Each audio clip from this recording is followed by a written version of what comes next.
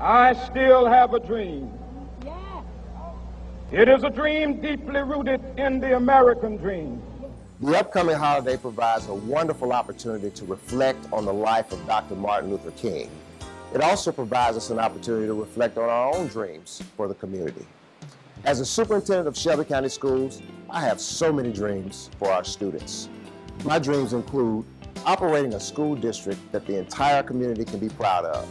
To reach this dream, we must tirelessly work to ensure that every child, regardless of zip code or life circumstances, can use their educational experience to make their lives better.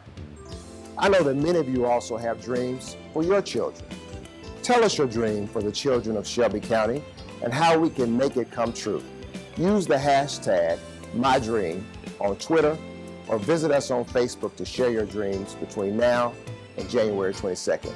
I strongly believe that if we as parents, teachers, school leaders, and the community come together, we can make our dreams, as well as our students' dreams, a reality.